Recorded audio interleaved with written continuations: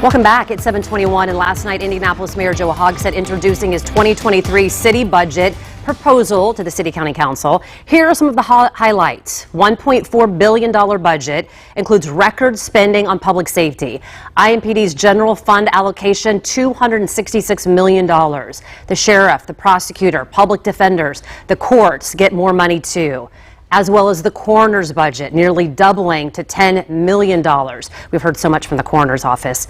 Mayor Hogsett joining me live now on the red couch with more on this budget proposal. Let's start with that big amount of money for IMPD. And now that we're seeing here, you're able to tout that some of these homicide numbers are coming down. Let's talk about what you think is working and why you think more money needs to go towards this. Yeah, Angela, the truth is it's a historic level of investment in public safety across the board, as you just identified.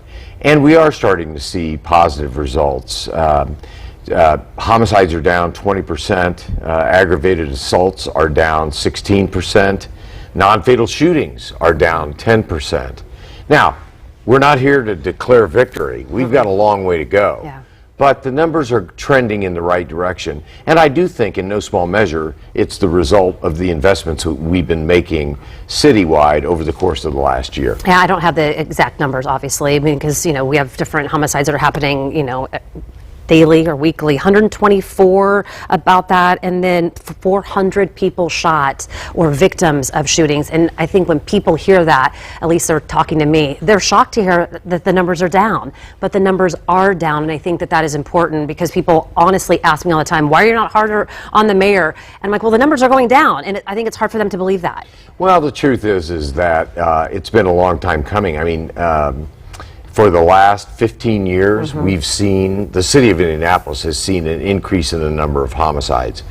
And we had one year between 2018 and 2019 when homicides went down, but certainly since the pandemic, the numbers have exploded.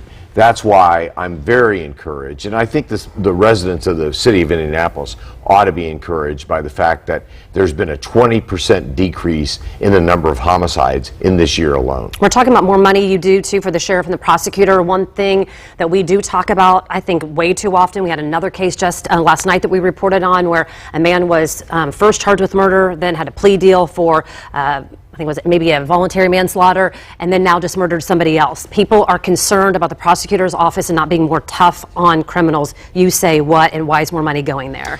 Well, I can't speak for the prosecutor. I used to be a prosecutor as the United States attorney, and I think our record there speaks for itself. I do know that there are always extenuating circumstances that make investigation of these matters difficult, but I will tell you, as a public safety community, we are working very closely together to make sure that crime in Indianapolis is on the downward trend. As I said earlier in our conversation, we're not declaring victory. We still have a long way to go, but the numbers are going in the right direction. I asked viewers what they wanted me to ask you about and what they want you to spend money on. Two said they want more money on mental health.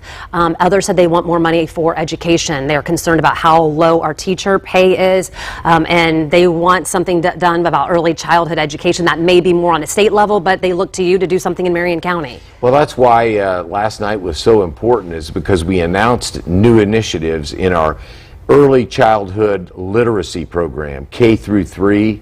We're allocating $1 million along with some other partners to really intentionally help K through 3 students get the kind of start in life from a literacy perspective that they deserve.